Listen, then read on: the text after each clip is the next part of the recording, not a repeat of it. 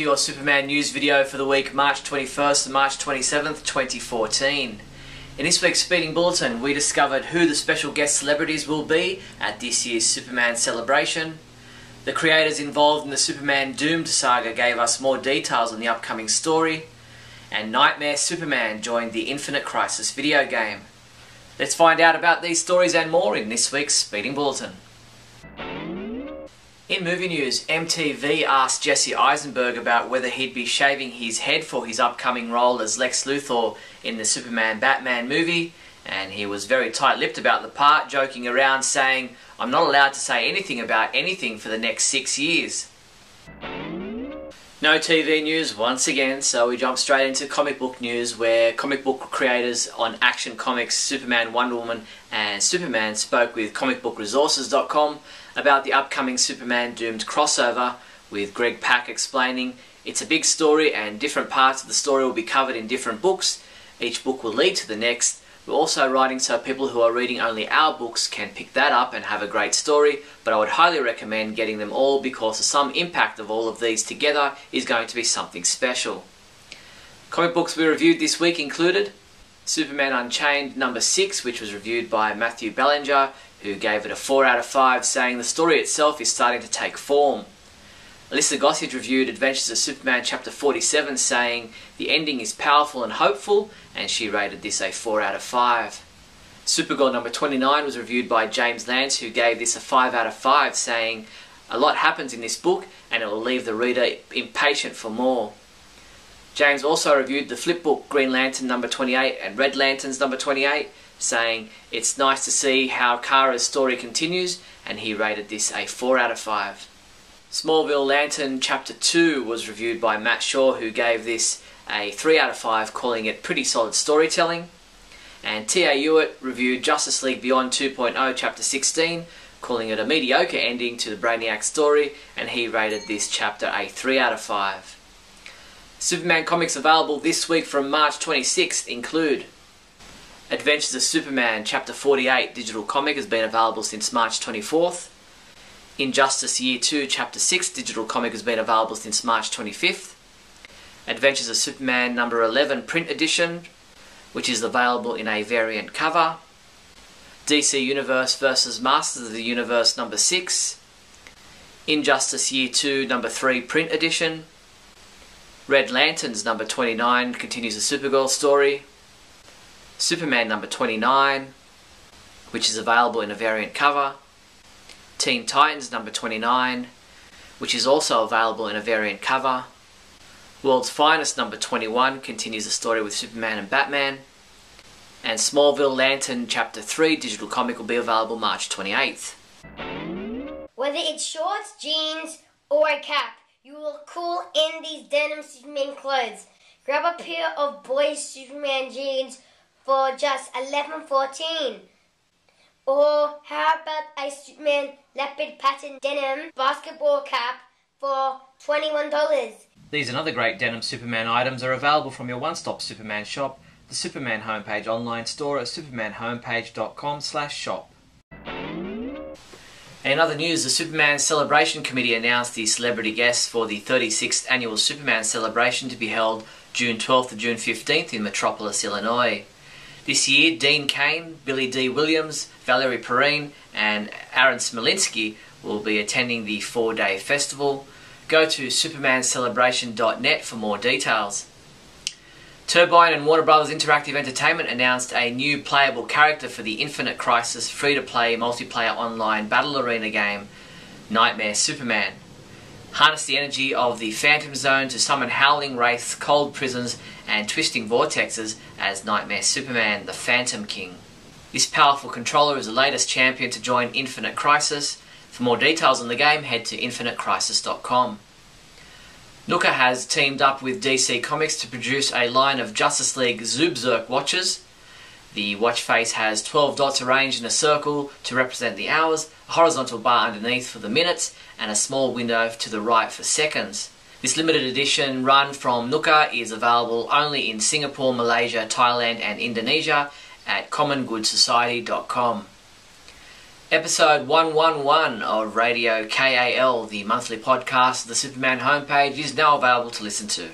In this month's podcast, Scotty and I discuss Captain America going head-to-head with Superman Batman, Michael Wilkinson confirming Superman's costume tweaks, filming in Illinois and Michigan, Jeremy Irons' comments on the Superman Batman script, Bryan Cranston setting the record straight on Lex Luthor rumours, Oscar's tributes to the heroes, Christopher Reeve as Superman premium format figure, Man of Steel TV premiere announcement, Mad variant covers, all the latest Superman comic books and more. Listen to it now at supermanhomepage.com/radio. That's all the Superman news there was for the week March 21st to March 27th. Subscribe to our YouTube channel. I'm Steve Younis from supermanhomepage.com. Great Scott! Great Scott! Great Scott!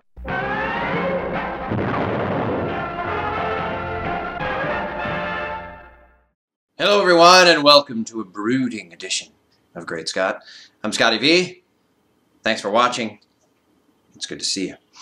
So, not too long ago in the comics, Superboy, Con-El, not really Connor yet, I guess, in the current continuity, perished in a horrendous, horrific, emotionally charged, deep story called Return to Krypton. It was based in time travel, and it had something to do with L.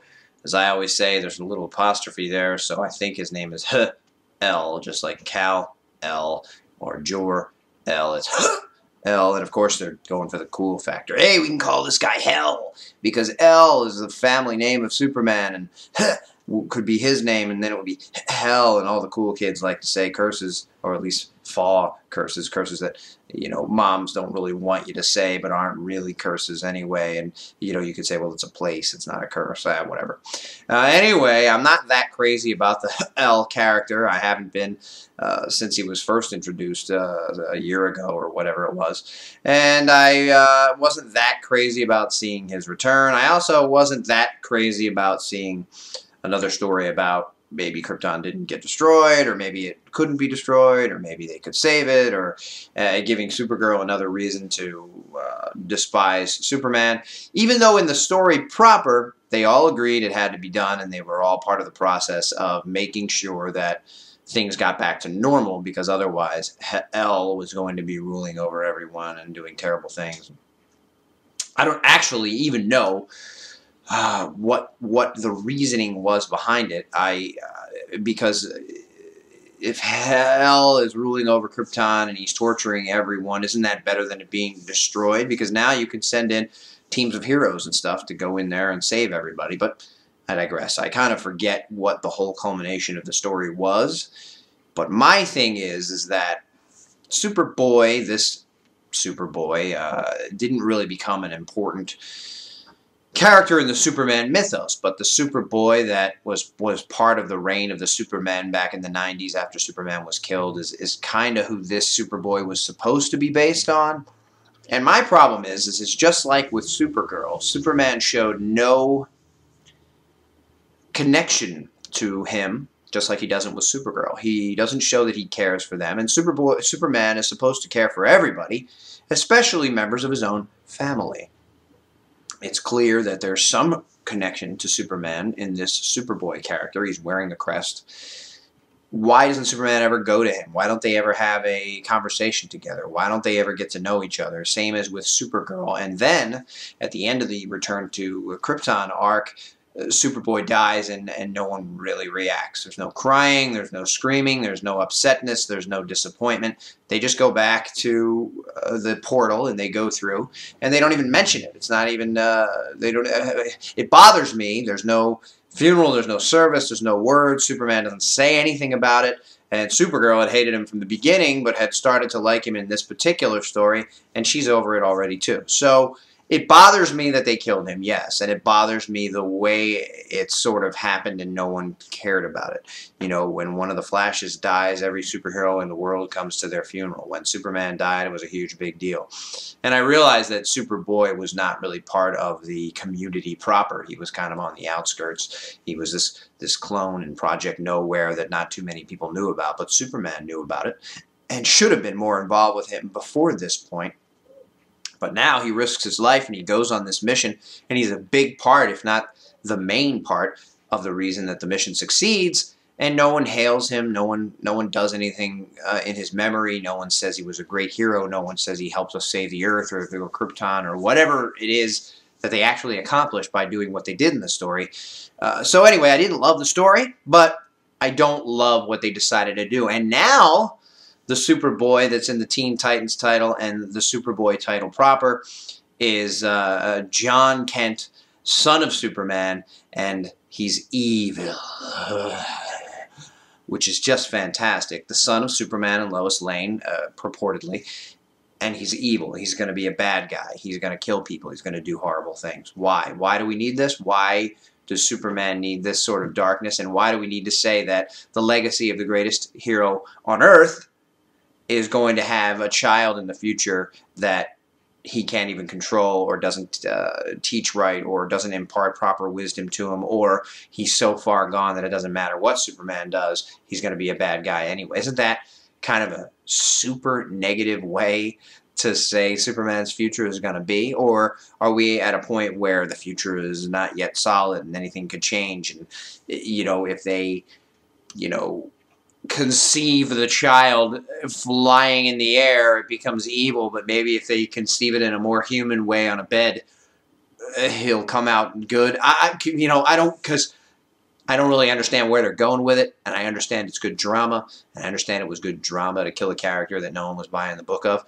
But is introducing an evil Superman son really that important? And will it really increase the sales all that much? It might, because people might go, ooh, an evil Superman. I've always said Superman's a pansy and is weak and doesn't do anything cool. Of course, now he's risking Lois Lane's life to make her forget something, so maybe that's cool. And he has enemies named Hell, and maybe that's cool. I don't know. I'm very disappointed with the direction that the New 52 has taken Superman, and now taken Superboy, and now introduced a brand new character that is also going to be Superboy, and he's an imposter at this moment, but he's got evil ideas and he's going to do bad things. I don't understand why we need that, or why we need it to be Superman's son.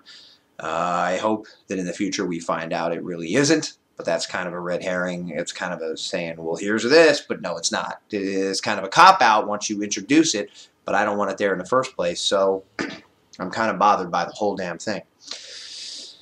I hope you're as bothered as I am, or if you really like it, I guess I hope you enjoy it. Thanks everybody for watching, and remember, all good Superboys go to L.